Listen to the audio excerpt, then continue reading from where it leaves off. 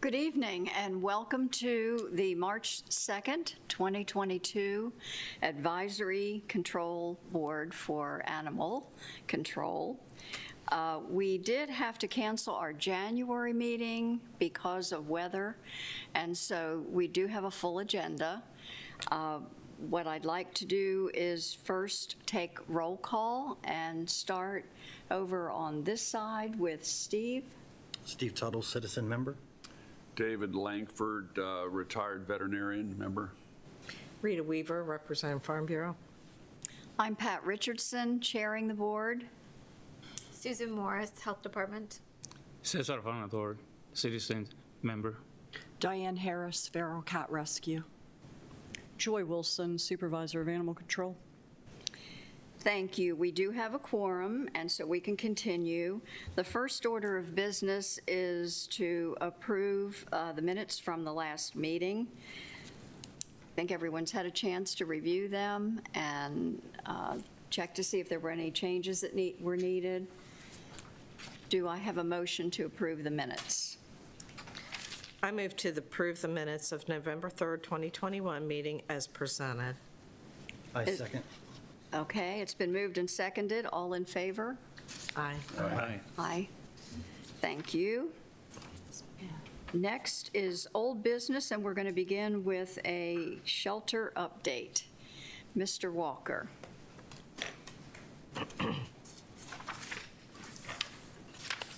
And Mr. Kelly. Good evening. Good evening. So I'm going to let Drew talk about the building first. I've got a couple things to add. Okay. Good evening, everybody. My name is Drew Kelly, project manager, PW&T. Since our last meeting, John Dietrich has retired. We have been assigned a new director, Mr. Jim Gotch, but he was unable to make it this evening. And so I'm filling in for the department. But I've had a lot of progress over the last few months, and really excited to kind of share where we are in the project and just give you a very brief update. Still on track. Good. So that's the high level. Here, the next slide.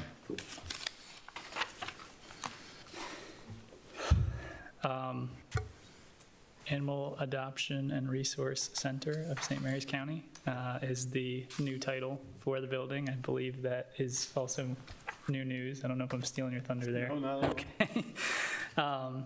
Completed since last time, our last meeting in November, are the plumbing and electrical rough ends.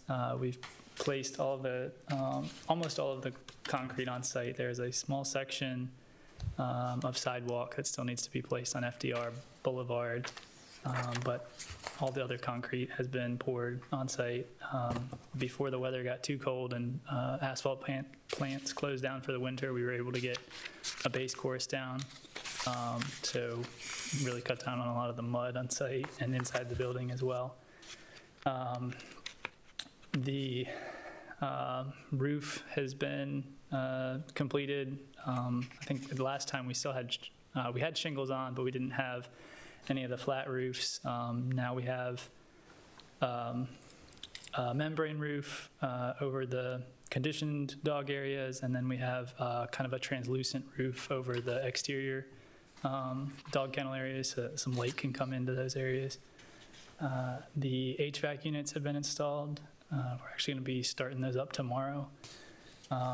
Generator has been installed, and permanent power was turned on I think the 17th of February. Insulation has been completed throughout the building, and we've got drywall. Actually, since I wrote this, which is probably on your next slide here, most of the painting is complete. Flooring finishes will, all the tile is actually already in place in the public areas, restrooms, locker rooms, that kind of stuff. But the upgraded epoxy floors, we really kind of need to move the rest of the trades out of the way before we can get to that, but we'll probably be done by the end of the month here in March. As I mentioned, the HVAC startup is happening this week.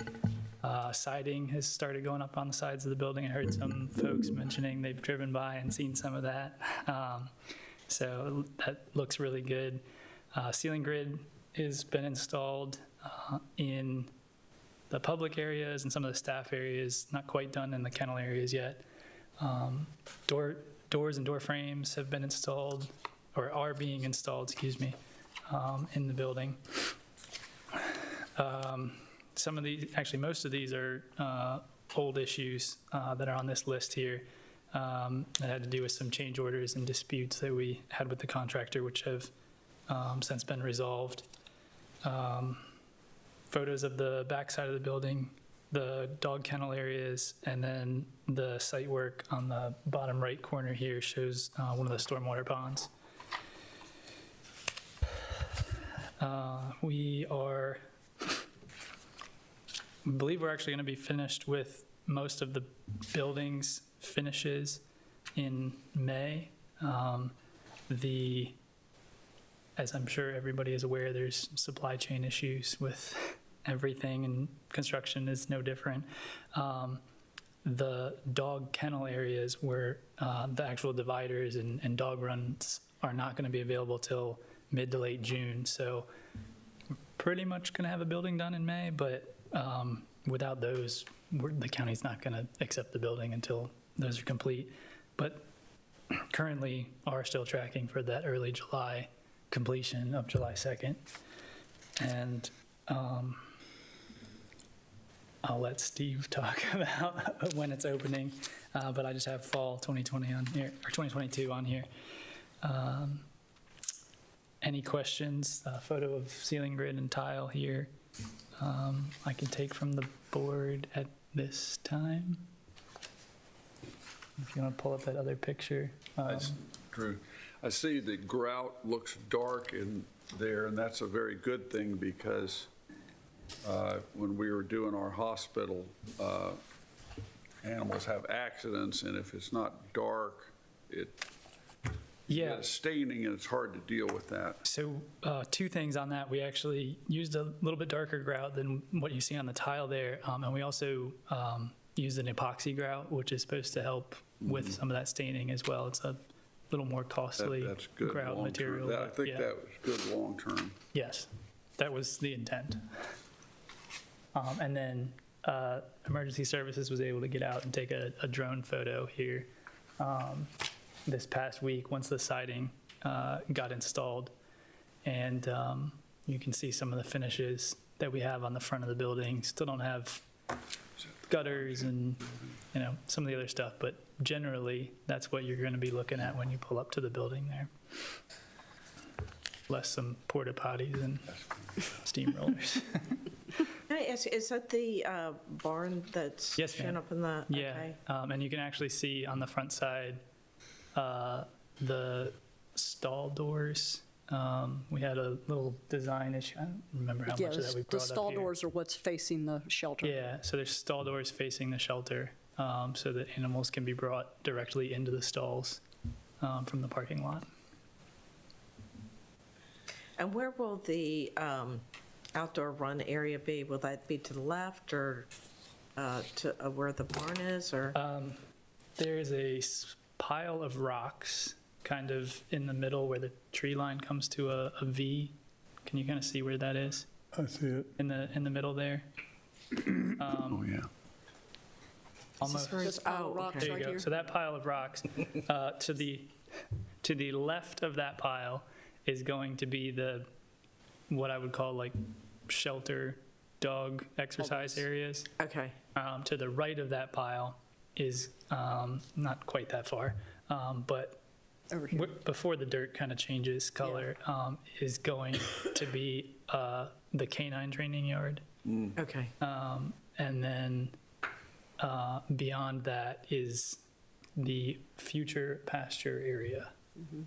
And the piles of dirt will be off the site, and it'll Okay.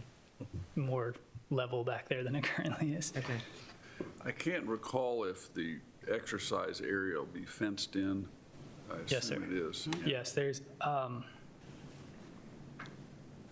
believe, 3 separate fenced areas. going off of memory here. But I believe there is one area that has like a artificial turf kind of area, which is supposed to be where like public could bring a dog to interact with another dog if they were going to be adopting, depending how the manager wants to run things. But there's kind of like a bonding area that could be for public, and then there's like two separate exercise yards that kind of surround that smaller yard. And I believe the larger exercise areas are just grass. But I think that smaller one is that artificial. Yeah. Do you have a picture at the back of it at all? I do. But nobody will pull it up right now. Yeah. Okay. Okay. I can try and get one to the board if that's. I would like to see that. And we've got some drone pictures of that, and you see all the runs. It really looks very nice. It really That would be does. really nice to see that. Yeah. Very nice. Any other questions for Drew? I'm going to turn to Joy for a minute. She didn't know this, but I know you've been working very closely on this. Is there anything that you wanted to comment on? Other than my excitement at the moment? No, we couldn't have a better partner. Drew puts up with me on a pretty regular basis. But no, the areas for all, the outdoor areas were pretty important in a lot of our decision-making. So there's a lot of outdoor areas, not only for the small animals, for dogs, but also for our livestock, because we did not want them to have to be kept inside of a barn all the time. Okay, So, thank you. Mr. Walker? So there is a construction meeting every week, and they have been very generous in letting us join that. Joy does do that, and then she calls me in to discuss some issues when they need to be.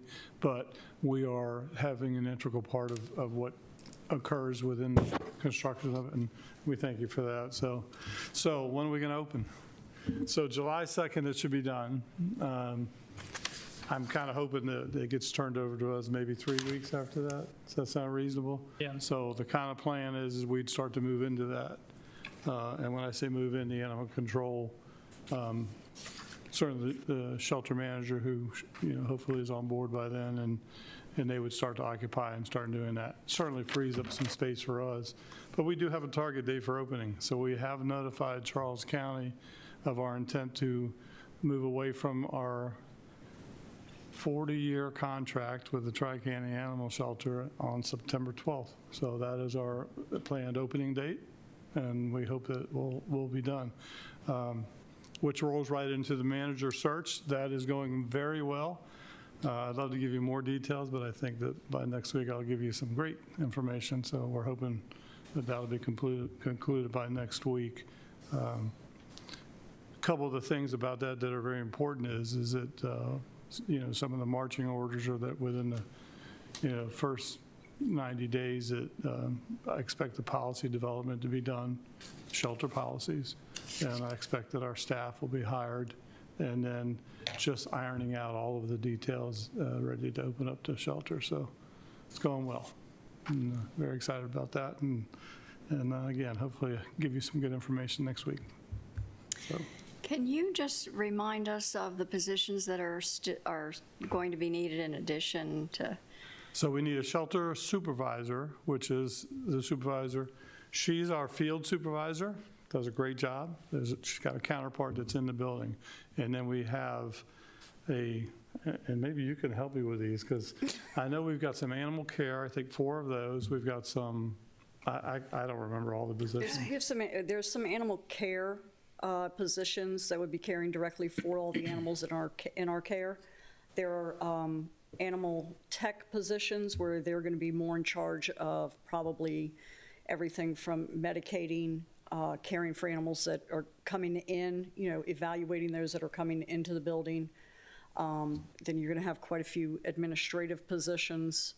That's true. One of the admin positions, we made a change in our budget request. We hope to get that approved, and that in that there's quite a bit of autonomy the way the building runs.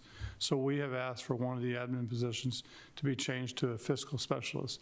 They will pay bills, they will do payroll, they will do all of those things, and I think that's important. One other position we did take out, we didn't think we needed it just yet, and that is the one that's going to transport animals.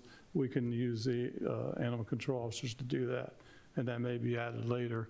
And of course, still on the table is a veterinarian in there, but let's see the data. So that's not in the budget request, but that's something that we'll consider in the future as we show the needs. So, and we might be able to do that. So, Thank you. questions? Have you chosen the director yet? Well, I'm the director, Okay. but our shelter manager, we're working on it. We're very close. And when will those interviews be done, or have they been done? I'll let you know something next week. Okay.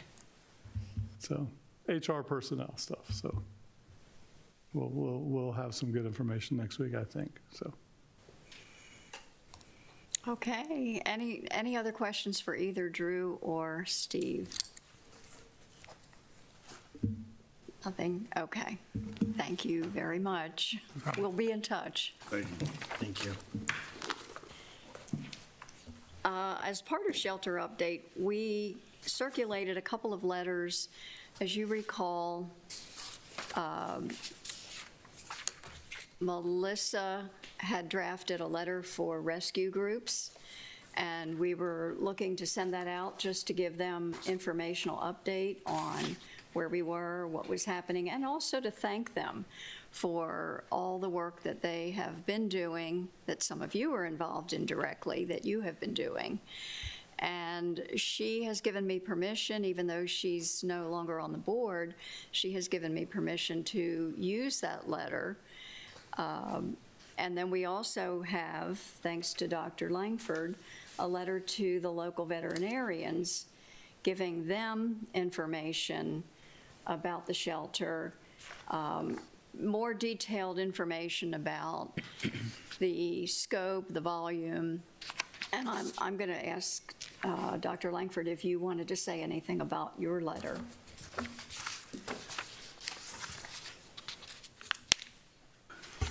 Thank you, Pat. I spent a lot of time researching and collecting my thoughts, and I also talked to Steve and Drew to get all my facts correct. I wanted to make sure the veterinarians knew exactly what was coming down the pike, and the fact that we really wanted to be partners with the veterinary community, because we want a win-win situation for the animals, for the citizens, and the veterinarians in practice will be an integral part of that, because animals that are injured, dropped off, that are, very sick and injured, they need to come in to play there. And even when we get a veterinarian, which we're hoping to get at some point, they'll be referring some of the more serious cases to them. So sometimes the animal welfare organizations don't always communicate completely to veterinarians as a whole. And so this is an effort that we had that from the beginning to communicate to them and bring them up to speed. So I'm looking forward to it. I've talked to a couple of my colleagues already just to talk to them about it, and I think this will be a good thing. Were there any questions about either of the letters? I did get some feedback. I incorporated that. But are there any additional questions? The process would be, we would, if the board is in agreement, and I'll ask for a vote in a minute, we would then move forward, send the letters to our director, Mr. Walker, and he would involve Elisa Cassis, who met with you earlier about developing a communication plan, and we would take it from there. So that being said, is there a motion to proceed with the two letters to the local veterinarians and the rescue leaders?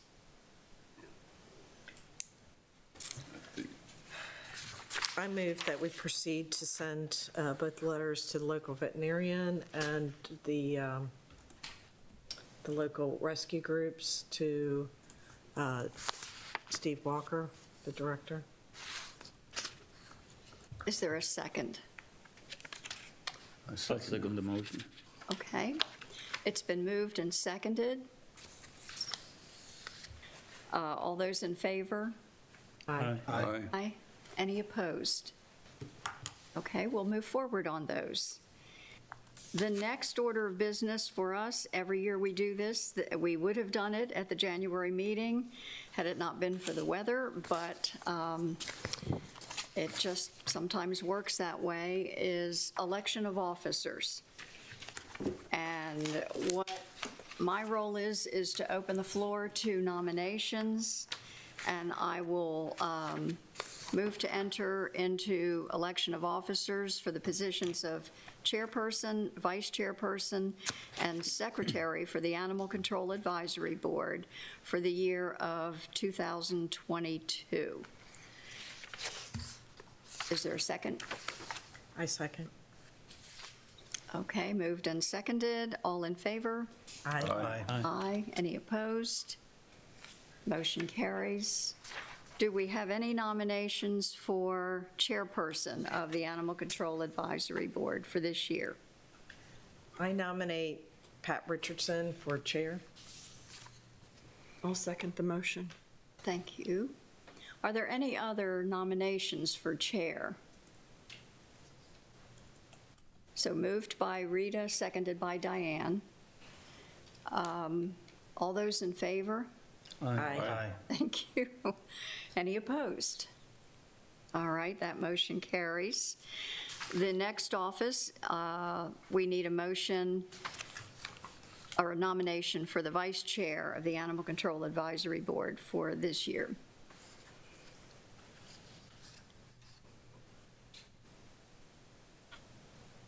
Have you asked people if they want to do this? Yes? Normally, I don't make any motions. I'll motion to ask Rita Weaver if she would be vice chair. And would you agree to accept that Yes, I do. nomination? Okay, is there a second?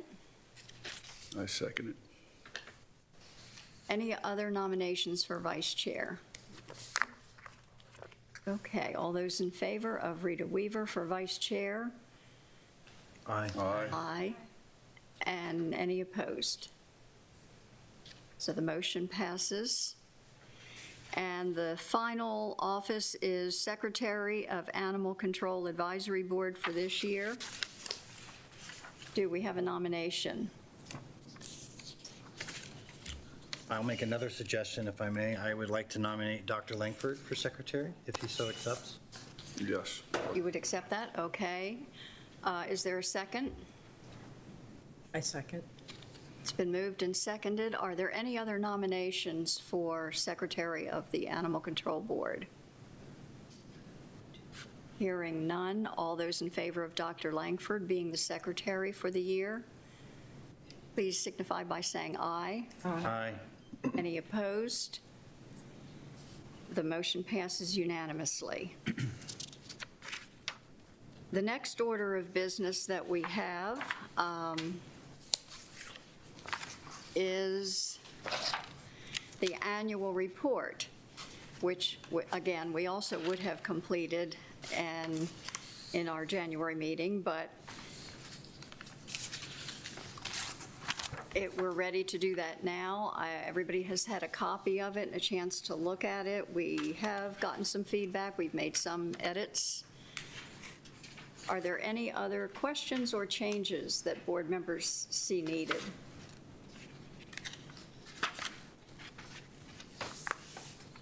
Okay, is there a motion to approve the 2021 annual report of the St. Mary's County Animal Control Advisory Board? I motion to approve the 2021 annual report of the St. Mary's County Animal Control Advisory Board. Okay, do we have a second? I'll second the motion. Thank you. All those in favor of the approving the report and sending it to the county administrative office, say aye. Aye. Aye. Any opposed? Motion carries. And the next thing we wanted to do, we had talked about, and actually went so far as to create a subcommittee on cat colonies. This is in reference to some of the concerns with the passive park in Lexington Park. And we have been asked for some feedback by the commissioners. Unfortunately, this came about around December, right before everyone got very busy, and the weather got not so good. And so we were not able to have that subcommittee really become activated.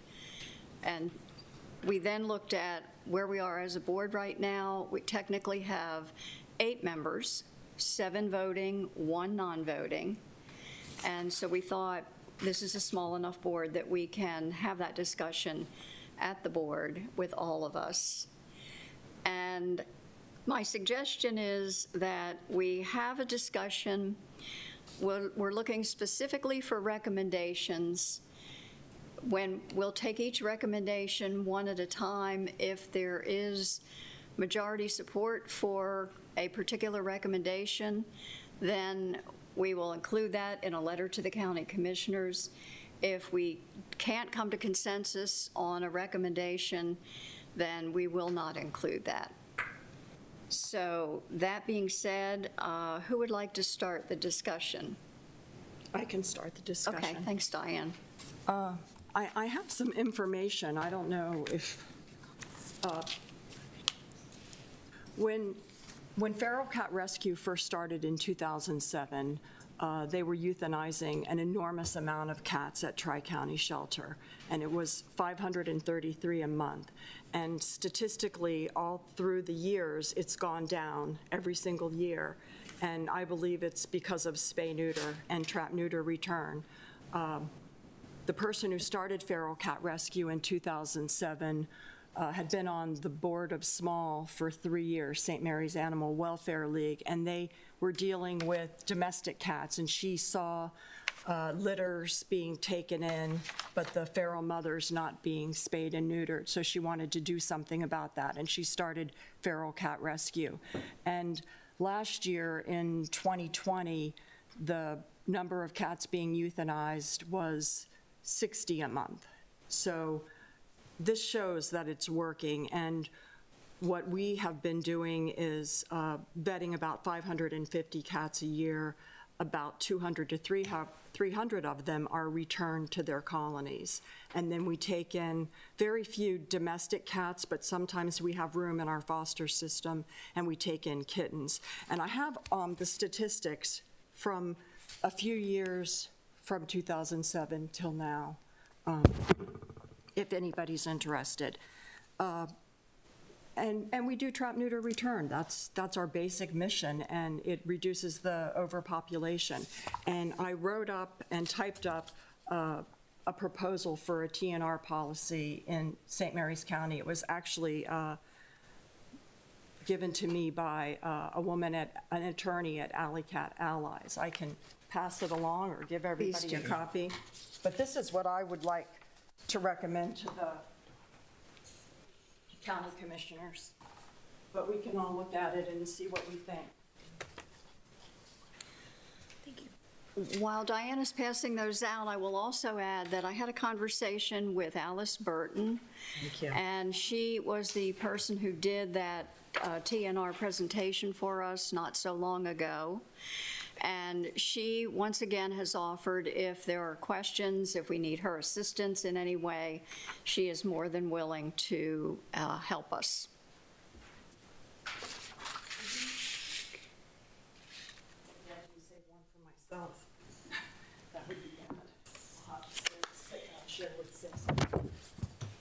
Diane, would you walk us through it, please? I just handed them all out. Okay. You want me to read this? I think we probably want you to walk us through it. Go ahead. Ear tip, a mark identifying a community cat as being in a TNR program specifically the removal of approximately 3/8 of an inch off the tip of the cat's left ear in a straight line while the cat is under anesthesia. Community cats, that's a cat that is under-socialized to people and typically avoids contact with humans. Community cat caregiver, any person who, in accordance with a good faith effort to trap, neuter, vaccinate, and return the cat, provides volunteer care to a community cat. Cat caregivers shall not be considered the owners, keepers, harborers, or custodians. I did not bring any water. Will someone else continue to read for me, please? Trap, Oh, go ahead. oh, Sorry, Ms. Madam. no, you go ahead. Trap, neuter, return, or TNR is a non-lethal approach to the cat population control where cats are humanely trapped, sterilized, and vaccinated, ear-tipped, and then returned to the location where they are originally trapped. The new section, number 1, or item 1, trap, neuter, and return shall be permitted and cat givers, organizations, and animal control are allowed to carry out the TNR. Item 2, an ear-tipped cat trapped by animal control will be released on site unless veterinarian care is required. If an ear-tipped cat is removed from site and taken to the county shelter or a vet office because veterinarian care is needed, the exact location from which the cat is taken will be a matter of public record. When deemed healthy, the cat will be returned to the exact location where trapped. Item 3, ear-tipped cats shall not be impounded merely for being at large or a nuisance. Item 4, cat caregivers are empowered to reclaim impounded feral cats without proof of ownership. Item 5, a cat caregiver who returns a community cat in conjunction with TNR is not deemed to have abandoned the cat. Thank you, Steve. No problem. Cesar just gave me a mint, so hopefully that will help. Diane, did you want to add anything? I think as the discussion happens, I may add more. Okay. You know, I know that for myself, I want the cats in the park to continue to live there. We've really taken over managing them, and we're really making a huge effort to spay and neuter all the cats in the park. I know that I have records now for 16 cats that have been spayed and neutered, and 3 have been removed from the colony and placed elsewhere, 2 in adoptive homes, and 1 was euthanized because it was too sick. So we're getting a big handle on the colony so that there will not be overpopulation. Can I ask a question on this? And Certainly. I don't know if this is really something that needs to be proposed, but you said you're keeping records, so you know which ones have received their vaccines and which ones haven't, and you're keeping a record so that like the yearly or every 3 years when they need to be updated, that you can figure out which ones needed to have their just, you know. We have just started microchipping them. We haven't done that in the past because that costs money, and when you're vetting 500 cats a year times $10 a microchip, what is that, $5,000?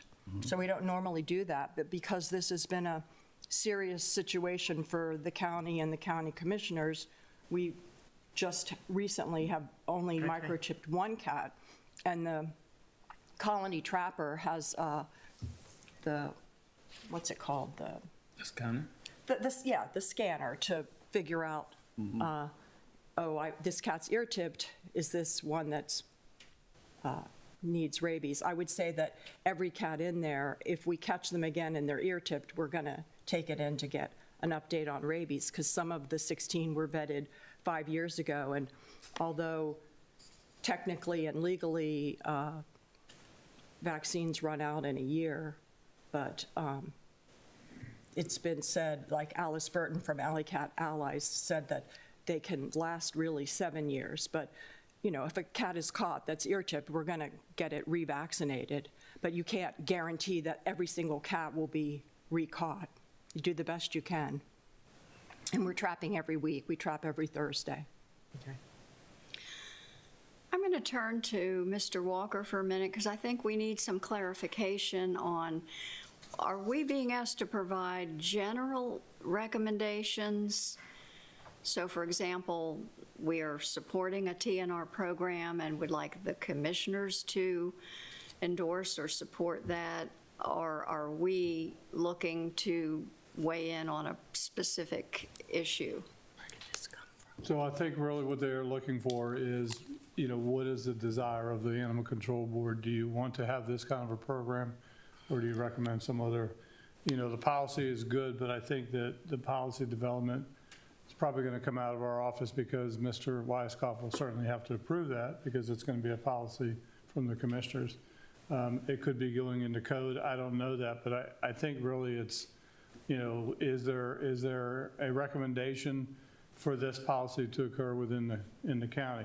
She's making that recommendation. If the board endorses it, that certainly is there. There are a lot of other questions, I think, that need to be answered, but again, I think that starts with, what's the board's recommendation? Do we have these TNRs, or do we not have them? I think that really is it. There is no policies on that right now in the county, and that's the question, is what does the Animal Control Board desire? What do they recommend to the commissioners? So I have a couple of questions to everybody.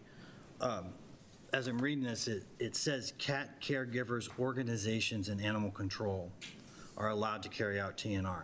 Are we going to identify as a board who these organizations are, so we know that they are working on behalf and helping us out? Or is anybody going to be allowed to bring a cat in for TNR?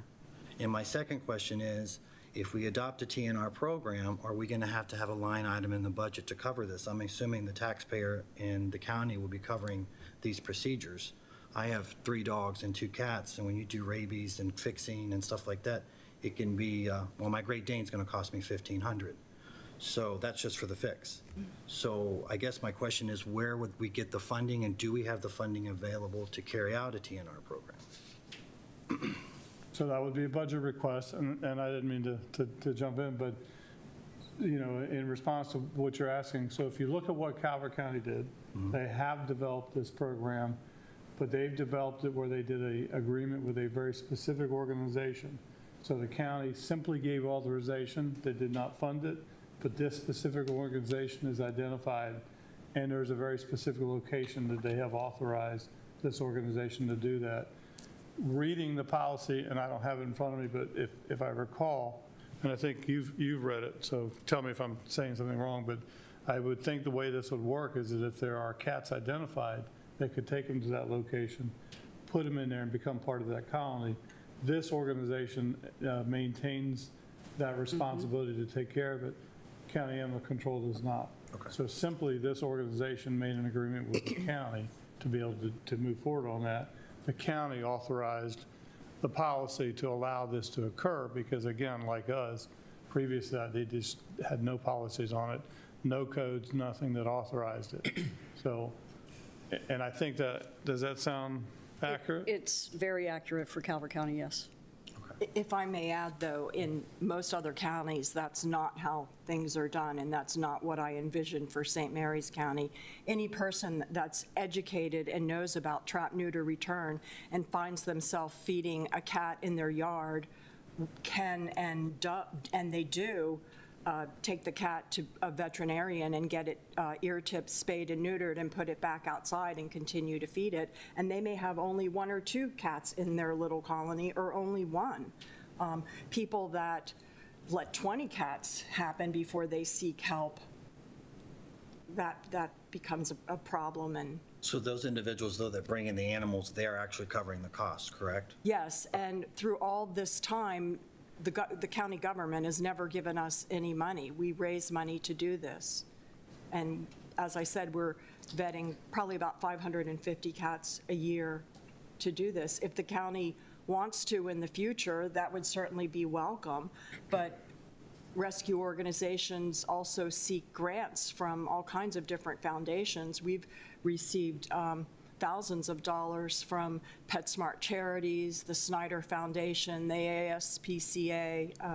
It doesn't have to be, and I've never said to the county, please give us money to do this. We just want to do it, and when cats are ear-tipped, we don't want our work. I don't want to vet 5 cats at somebody's house that live at the end of a cul-de-sac by the woods and vet 5 cats and spend $450 and then have the county pick them up and take them to Tri-County Shelter to be euthanized. Okay. Thank you for the clarification. I appreciate that. Sure. Other comments and questions? Because I'm still not clear on what our role. Yeah, I do have a question here. You're talking about policy, and usually that doesn't correlate to any ordinance for the county. So how that policy would be enforced if it goes so the commission is approved? The policy would be based on the ordinance. We have to be able to react and enforce that ordinance. We have a policy on how we would do that. So the ordinance, if you're going to write an ordinance, then we have a policy on how we're going to be doing that. That's what we do now when we do our animal control enforcement. So, but I still think the role is first is, the recommendation, and we can certainly send for clarification from the commissioners. They want to know what this board would like to do. Do you want to do cat colonies? Do you not? Do you think it's feasible? Do you not? If there's a funding issue, you should ask that, if that's something we want to do. Again, that's additional resources on animal control if we were to get into that. But again, that's a funding issue that the commissioners need to do it. But I think the first question is, does this board want to endorse cat colonies in the county? I really think that's the first question that you need to answer. If you do, that goes to it. They could then direct me or my department to develop a policy. Certainly, because you guys are involved, would need to be a part of that. And then discussions with the county attorney on whether this should be codified and become an ordinance. So, but I think the first question is, what do you guys want to do? Do you want to cat colonies in the county? Right now, there's nothing. Right now, if we were to follow the codes, we go out and pick them up. We've been trying to be as patient as possible and hoping the board will come up with some direction to the commissioners, so.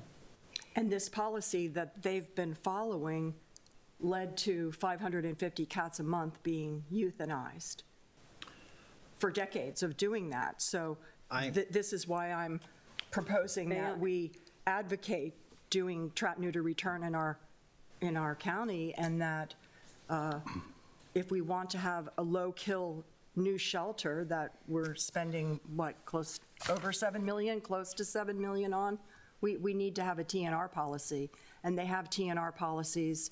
Steve presented in November different policies, PG County, I think Hartford County, the city of Bowie, Baltimore County, Yeah, I don't Baltimore remember. City. I'm hoping St. Mary's will do the same, and I'm hoping that all of you will advocate for having cat colonies in St. Mary's County, legally putting it in the animal ordinance. It's not there right now. So I'm going to ask a question, and I'm not being disrespectful to anybody here, so please don't take it. My grammar sometimes doesn't come out correct. How many dog packs do we have in St. Mary's County that the county manages under the current ordinance? We don't, correct? They're How many picked up. dog packs? Yeah, we that do. We run have wild? Right, There's no ordinance for that. because we pick them up and we take them Correct. to the shelter. Right. So my question is, why are we treating felines differently? Well, we don't, except we're being patient and trying to allow this to occur. We follow policy, but again, we are trying to allow this board to take action or make a recommendation. So we don't do anything different. We follow our codes and do what we normally do. And that perhaps might be because I would think dog packs would be more dangerous and more aggressive. Feral cats run from people. I don't know the last time we've seen a dog pack in this county. Yeah, so I guess it's a non-issue. Okay. Well, the question will be brought up, and it's been brought up to me from citizens is, well, we don't do that for dogs, why would we do that for cats? So that's the question that's been brought up. And some people, all of them are personal friends of mine and animal lovers, so I just wanted to clarify, if that's what we do. Since we don't do that for dogs, I wanted to know why. And They're adopting it all, trap, neuter, return all over the world. It started in the 90s. My daughter lived in Bethlehem for 2 years, and it's in Jerusalem, it's in Rome. No, I'm not disagreeing with the policy, I'm just asking the question. It's a way to manage the overpopulation of cats. I'm still seeing two separate items, I'm seeing, are we supporting TNR program? Which originally I was thinking that might be a grant opportunity that could come through the shelter. But I was not tying it to, do we ask for cat colonies where the county then identifies locations for these cats, which I think is what you were describing that Calvert That is what Calvert has done. done. So I'm still seeing it as two separate things. Some of us may agree with one, but not both. I would say there is two separate issues, but I think the two separate issues are being combined into one. The question is, do we want to separate them and make them two separate issues and then decide on that, or do we want to make them one issue clumped together? And that's a question we have to ask ourselves. And Calvert County isn't exclusively doing just that. They do have a colony that unwanted feral cats that I don't know if they still have it, but I think that's what Joy and Steve are talking about, that they manage. Friends of Feline manages a large colony where they've taken unwanted cats, but still trap, neuter, return is going on all over the county. It goes on all over the whole world, especially in developed countries. And I'm hearing trap, neuter, return has pretty high support from anyone you explain it to, but it hasn't necessarily been tied to a particular group of cats at a particular park. I'm not hearing that. If you do trap, neuter, return, and you support trap, neuter, return, then you support trap, neuter, return all over the county. So it would be anywhere, So it would be on public and private land. everywhere. A lot of cats live behind restaurants and eat out of dumpsters, and we get a lot of restaurant people contacting us, and we'll go in and set traps and get them spayed and neutered. Oftentimes, most often, there are colony caregivers that are taking care of the cats and feeding them and seeing, oh, that cat's eating out of a dumpster, I don't want that. Let me provide food and water for it. And they'll explode if you don't do trap, neuter, return, because their gestation period is 60 days. They have 3 to 4 litters a year in this area, and there's 4 kittens on average per litter. So one cat can turn into 35 or 40 in a year. They start mating at, 6 months, Dr. Langford? Yeah, usually at a minimum. It's like bunny rabbits. I have a question about, under the new section, item 3, ear-tipped cats shall not be impounded merely for being at large or a nuisance. It seems kind of a broad statement, because over the years, frequently, people would bring their cats in that had been wounded because a feral cat attacked their cat when they let it outside. Is this saying that if a cat is ear-tipped, and it is a public nuisance, that nothing can be done as far as with that cat if it is causing an issue? Because I'm just concerned about that. We can adopt anything we want. We could cross off or a nuisance, but the problem is, and what has to happen is you can solve nuisance problems. Usually cats that are aggressive like that aren't spayed or neutered. That's usually aggressive males or fighting for food. But there are some people, they don't want them walking on their car, for example. You can get out a water hose, you can blast horns. Alice Burton has gone before the commissioners and different meetings throughout the years and has explained that. You can deter them from coming to your property. I guess what I'm saying is maybe we should just, as an overall, just decide if we would like TNR, and then if the county commissioners agree, then I think then it should go back to look at how we're going, and also, the attorney, how we would then go through and develop definitions and things like that. But I think right now, we just need to do an overall, without getting into the weeds, of if we want to have TNR. And not doing, A very specific doing the thing. cat colony specifically, but just TNR in general. So you're suggesting, talk about TNR, give it to the county commissioners. If they do decide to accept it, get into the nuts and bolts and identify. Do that later. I mean, because I don't think that we should get in the nuts and bolts now, because we could say this and they might not agree with it. So it's all for naught, just the discussion.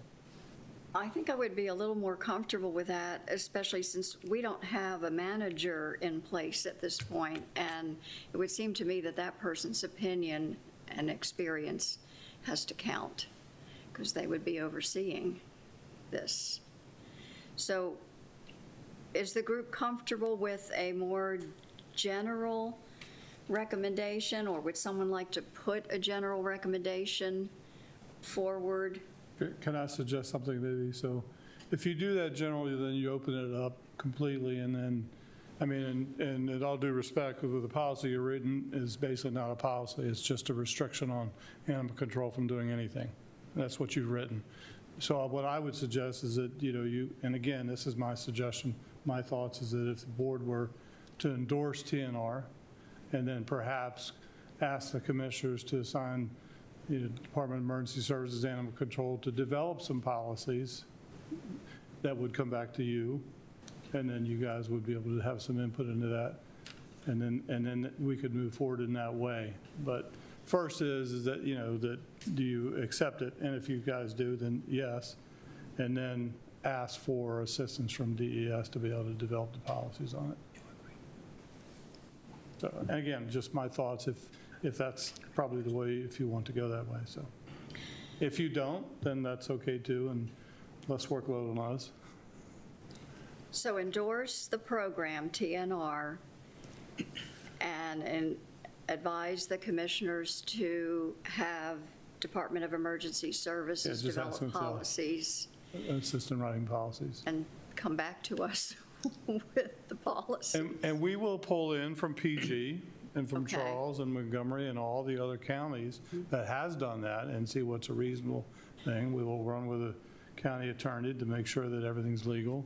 Do you want to make comments? Yeah, I feel like this is more of a guideline of some of the things that maybe somebody would like to see in an ordinance, which was kind of where I wanted to go earlier, is that I see these as recommendations, and maybe if it's something that you want to be able to recommend to the commissioners, you present them in that fashion. So just like Mr. Walker's talking, I mean, all of it will be taken into consideration. And of course, it comes down to the county attorney, because they're the ones that have to decide whether or not any of the policies or ordinances that we come up with now for any other animal control related issue or animal welfare issue has to go through the county attorney's office. At the same time, we have some guidelines we need to be following with the health department. We have to comply with what they have to meet from a state point of view. So I think if it's the thing that if you want to look at it as something, take your wording, the things that you'd like to see in a proposed ordinance, put them together and present them to the commissioners, and then let the commissioners act from that point on. Then give us a chance to pull everything from surrounding jurisdictions, see how they're handling, possibly even give Susan and I a chance to look at what surrounding health departments, how they're handling certain things with bite reports and Yes. and things like that, to be able to make an ordinance something that, one, is enforceable, something that looks out for everybody involved. We're all here for the animals, but from an emergency services point of view, I have to also be here for public safety reasons. So I have to look at that too. But what it's going to boil down to is if the commissioners are willing to push it forward to let the county attorney make a decision on how to incorporate it into an ordinance. I'm not sure that addresses what you want to discuss about with the park, but that's what I'm saying. I think this is it a would. process, so I don't think Yes. what you did tonight's going to resolve it in one clean, swoop. I just don't think it's going to happen, but this would start that process. Okay. If you think about where we are, you've been asked to do something. My department has not been given direction. Okay. They have not. So, you know, we could try to do that, but I need to know that that's what the commissioners would like us to do. And one of the things that you said was for us to, if we want TNR, to make a recommendation for TNR and for the Department of Emergency Services to create a policy and then go over it with the county attorney, which is standard. Yes, it But is. I would like to see, when you're creating that policy, I want us to also recommend that it isn't just the Department of Emergency Services that's making the recommendation, We that will people bring it like back. myself and other We people will from bring the it back to community. this board. We could have a committee to talk about it. What are you saying? Is it Come will up come with back to something. this? Bring it back to this board and have discussions and make alterations as we need to. So, Right. I have some concerns, because we're sending something so vague up. It's not given anybody on the county commissioner level anything to really work with. So I don't want to spin our wheels in something and not accomplish what we want to accomplish. So, I mean, we need to come up with at least some, with the TNR, some recommendations that we all can agree on, so the county commissioners have something to work with. At least that's just my opinion. It's just the bare bones, so they can kind of get the idea of what the TNR would look like in the county. So I guess I would like to see it in general, but maybe have someone that provide them information. What does TNR mean? Correct. And maybe somebody already has. But that way they know what they're now giving to emergency services to then start developing an ordinance. I think just an overall for the county commissioners to say yes or no, we're for or we're against it. I think that's where we need to be to start out, and then we can get more in-depth at a later time. Correct. And I But think, maybe they should be provided some information before, or as we recommend or not recommend this, be provided some information. What does TNR really mean? and also, is this board going to identify the organization or organizations that are going to handle that, since the county's not paying for it? Are we going to identify it at this time, or will we do it later on? If we do decide. Can I say something about that? The way that I interpret this, coming from a law enforcement point of view, is I'm interpreting this that it's saying that the program that everyone would want would be that they're making it broad enough that if an organization or a group or a citizen decides to maintain a certain number of animals on their property that they're keeping as community cats or feral cats, that they have the right to do that. And that animal control has the right to do that if they choose to do that. It doesn't say that they're going to, or that we're going to say, you, and you are the only ones that are allowed to do this program. Okay. I think it's leaving it broad to say, if somebody comes forward and wants to do this, that they have a right to do it. Does So- that make more sense? That does make sense, and Okay. I after I've heard And that I again. completely agree. But we are also talking about private property, are we not? Yes, we are. Okay, Yep. so, If we endorse it as an advisory board, we advise the commissioners to task the Emergency Services Department to develop policies, which automatically, as part of the process, will be reviewed by the county attorney's office. and this board. They would then come back to this board, and we would ask that the county attorney be present at that meeting, so that we know exactly what is allowable, what is not. Then I think the next step is getting into the more detailed information, and by then we would hopefully have a manager who could be a part of that discussion. I'm looking at a person who's going to be managing, really should now, at this point, have a voice in almost any of the decisions that we would be making and advice that we would be giving. Is that appropriate in terms of you would be the one who would be taking it to the county commissioners? So I'm going to write a cover to your letter, and I am going to say those things. The one piece that's really missing here for me is that there needs to be a lot more research on what works, on what policies are in place other places, what's legal.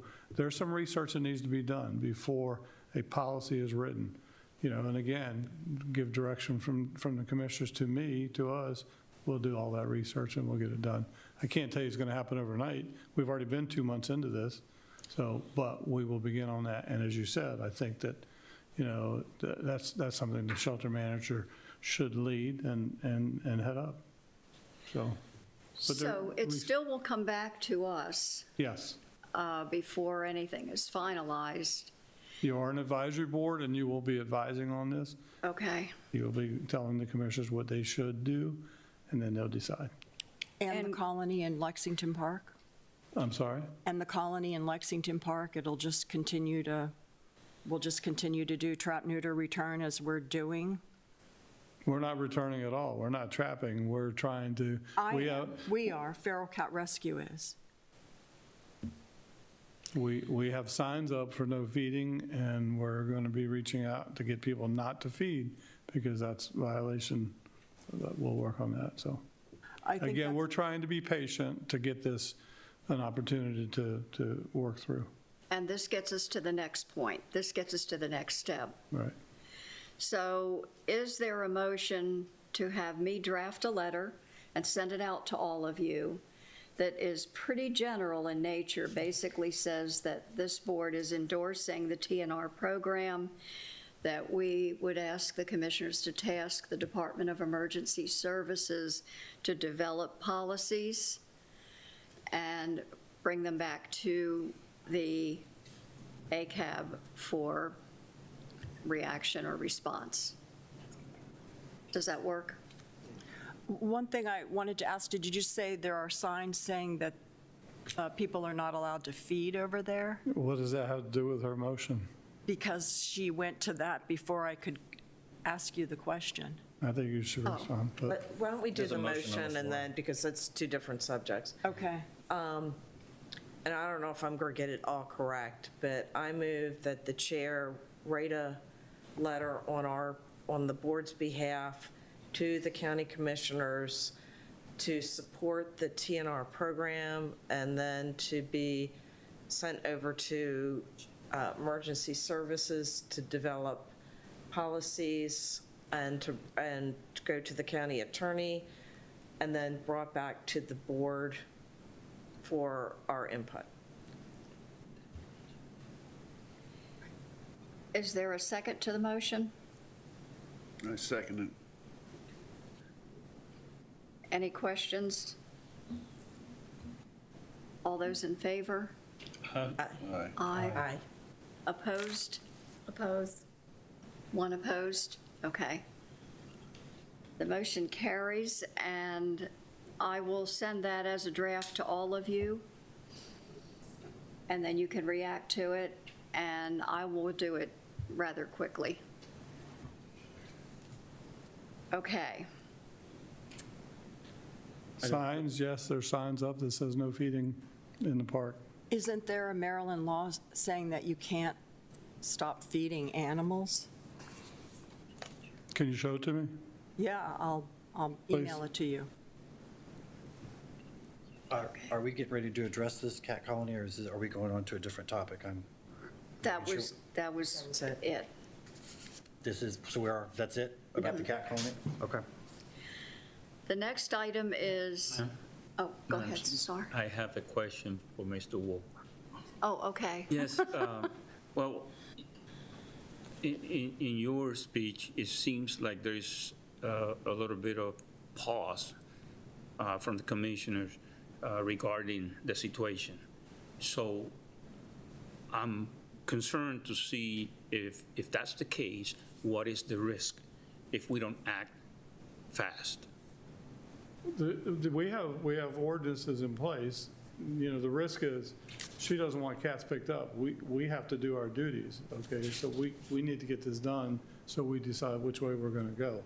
Either we're going to go back and do what we do normally, Yep. animal control and pick up animals, or we're going to change the policy where it's allowed. And I suggest we work on it as quick as possible. Again, if it comes to us, we can work on it as expeditiously as we can. Okay, so that's it. When you say the pause, commissioners are looking for help from you. That's all they are doing. They're asking for your assistance as a board.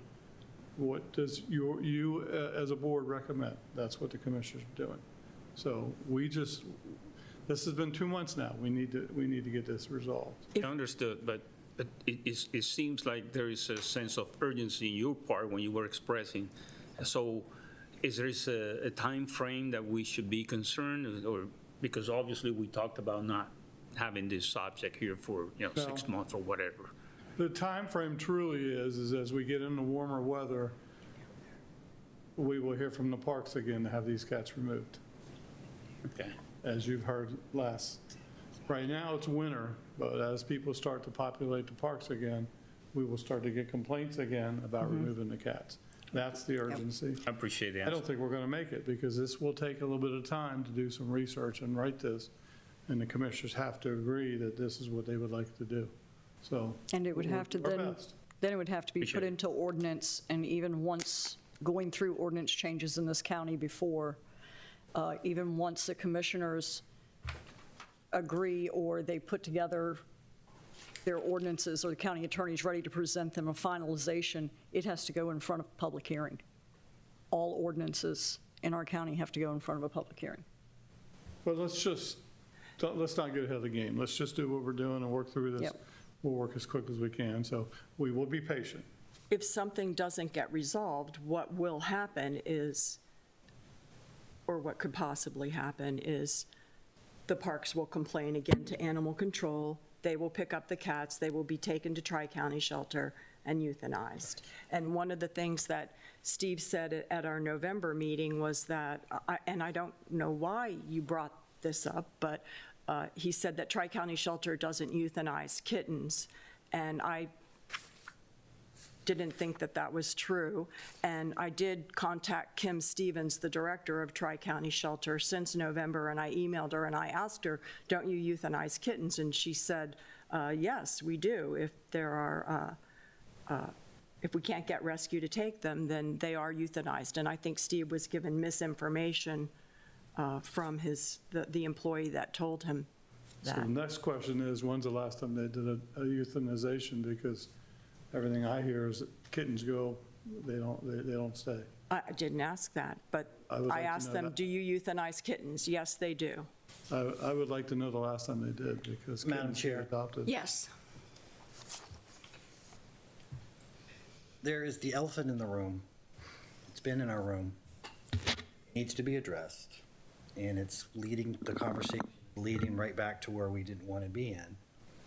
We need to address this colony in a way that we can put some emotions and some ideas in the middle of the road so that we can move forward what we need to do for the whole county as a whole, which we've adopted the TNR.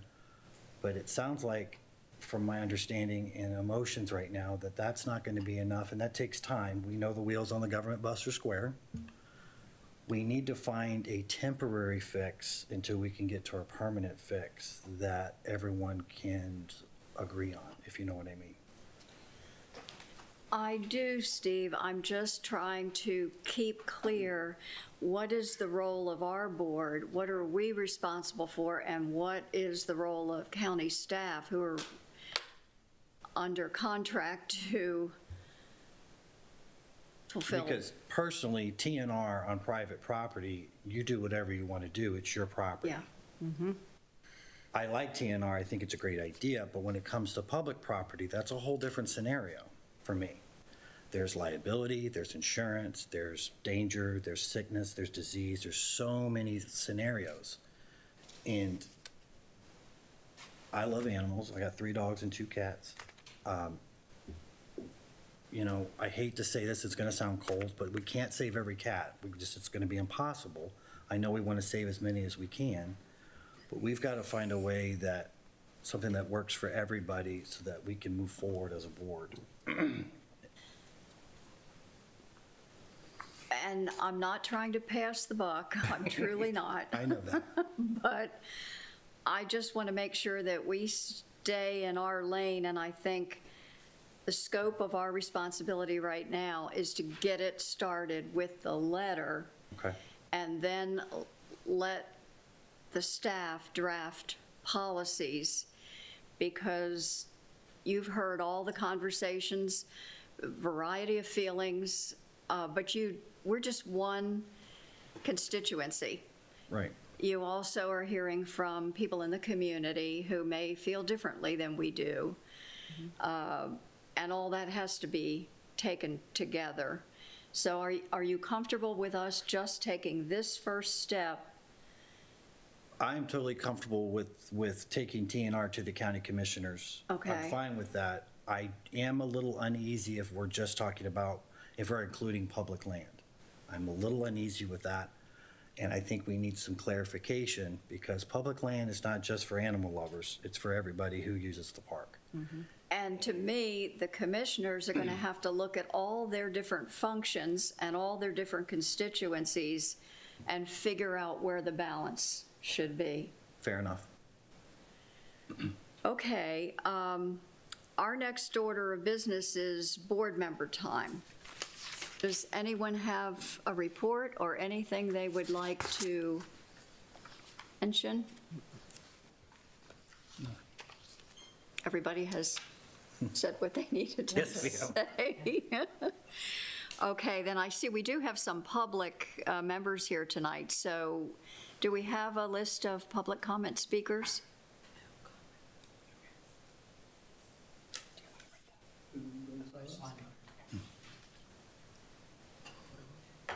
Mr. Sloan, Robert Sloan. Could you come to the front table where you have a microphone? More comfortable too. Well, I don't know about that. Welcome, thank There's something you. called a hot seat. I guess I'd begin by asking the question, as you were holding this discussion, I raised my hand, and I assumed then that the public can only provide input during this designated period. Correct. That you cannot contribute to a conversation that's ongoing with the Correct. board. Okay, I appreciate that clarification. Thank you. I've spoken to this board before, and I may be repeating some things, but I think they're relevant to what's going on here. I have some concerns after reading this, and I appreciate being able to have the copy to look at while here at the meeting. At the outset, from our past dealings, as you know, with animal control, we had a local cat colony in St. Inigo's, private land, lots of acreage down there. It's, once you get south of the college, there's a lot of big open spaces. And animal control was absolutely wonderful in working with us. As I have mentioned to you, my wife did most of the trapping, and we ended up with something like 17, 18 animals. They do expand in population and can rather quickly. I would very much be against seeing animal control constrained from exercising their best judgment in what to do in individual situations, so that if they had a trapped animal, they had no choice about what they were going to do with it, whether that be trap, neuter, return, or some other policy that is decided upon by the county. They are professionals. They know what they're doing. One of the things that also happened in this colony was that the person who had been feeding them was moving away. If the cats had been trapped, neutered, and returned to that area, one of their primary sources of food would have been gone, and winter was coming on. There were kittens that were trapped, and there was a good chance that they were going to be adopted. And following up on your comment, I think that the kittens that were taken up to Tri-County were eminently adoptable. And so if you mandate that any animal that is trapped must be returned to its original location, regardless of whether it's a kitten, an adolescent, adoptable or not, then that means that animal's going back to where it was, and it might end up having a pretty miserable life. One of the cats that we caught was tipped. We released it. We started feeding it. We brought it in last winter. It's in our home at night. It's with two brothers that we adopted from Tri-County who were 12 years old. Sometimes they have a little bit of tension, but by and large, they get along fine. The reason we first became aware of the colony and its size was because there was a very aggressive male who attacked one of our cats, and that cat ended up at the emergency area up in Calvert County. Did we actually see the cat injured by the other cat? No, but I think that that's what happened.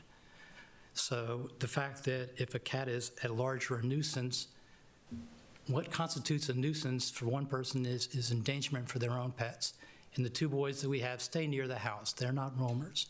But feral cats are. They have wide territories, and they can have multiple partners. And so I guess my feeling is that there are various extenuating circumstances depending on individual cases, and that to set a rigorous policy that does not allow for interpretation or doing what you think really is best for the animals, for the county animals, that needs to, I question that. I think that's about what I have to say right now. Thank you. I appreciate your time. I do think that I did have one other thing. The new shelter, the name in it is adoption. And I think if there are cats that are captured that are adoptable, and the decision is made that they can be adopted, every effort should be made to do that. I don't like to see cats euthanized, particularly if they're young cats, if they could be basically given homes that are really good homes.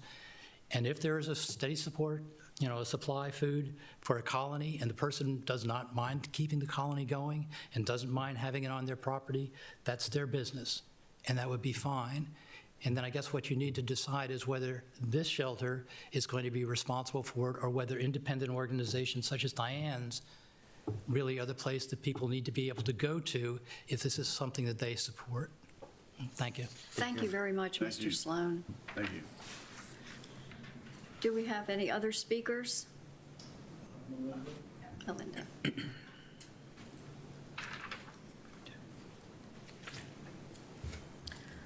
Melinda Brown. Hi, Do you Melinda. need address on this one? Mechanicsville, if that matters.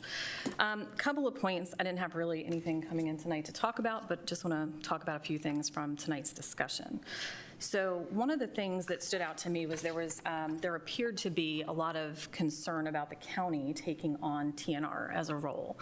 And however that works out in any draft policy is fine, but typically what we've seen work is where there's some sort of friends of the shelter, a nonprofit that's not directly tied to the shelter, but their mission is to raise funds for programs that go kind of adjacent to the shelter, something like a TNR. So they would be in a position to try to get grants, to try to get fundraising done, to try and bring in volunteers to support these efforts. There's lots of things like that, foster programs that the shelter isn't necessarily directly involved in, but they support it through some sort of friends of. So that's kind of more what we see work in a combination municipal, like in a county where they accept TNR, but the county isn't directly taking care of it. Let's see, what else did I want to cover here? Also, any kind of TNR policy, I would not foresee overriding trespassing, violating someone's private property. So that's something I think that could probably be addressed separately. I understand this is not a wholesale solution, but I think there are some good points here. So I just wanted to share my thoughts on that. Did really quick non-scientific research as to why we handle feral cats differently than we handle feral dogs. And societally, I think there's just an acceptance that feral dog packs become very aggressive when they're out hunting together, whereas feral cat colonies don't tend to do that. So again, completely non-scientific, but to respond to that question. I heard a lot of questions about cats causing harm, and this policy specifically that no one's adopting, limiting animal control's ability to pick up a nuisance cat. I think there's language in the current ordinance that defines what is a dangerous dog, and that should also apply to cats. And I would think a cat causing harm to a person or an animal would definitely qualify as a dangerous cat, and that would fall outside of the realm of a nuisance cat. So that would be further definition that's needed in the ordinance beyond nuisance. There would need to be something about dangerous cats. I would like to suggest that in two parts. I think this board, the staff, I think everyone involved has had many, many months. TNR, cats, all of that has come up for years now, and very, very hotly in the last 4 months, 3 to 4 months. But I keep hearing a lack of education. I don't know what is common. I don't know, what the research says. Can you guys agree to go get the data and become educated on that so that the conversation can stop being a perpetual discussion of what isn't known and needed to find out? So get the information, and then, taking that a step further beyond just educating on what kind of nationally the research says. What Charles County does, what Calvert County does, it's great to know those things. There are local sister counties. However, I think there are, Maryland as a state doesn't have a great record on animal welfare, and so perhaps who we should be looking to are some organizations and some municipalities that have done this very successfully, both for their citizens and their animals. See what's working, and let's model ourselves after that. Just like we tried to build a state-of-the-art shelter that really addresses things in a current environment, instead of looking to what Calvert County adopted who knows how long ago, and maybe it's working for them, but maybe let's take a look at a little broader spectrum and what really works out there in that combination world of animals and citizens. So those are my thoughts. Thank you very much. Thanks. Really good thought. I liked the idea of let's look at what's working, where. Any other public comment? Okay. I'll take a motion to adjourn the meeting.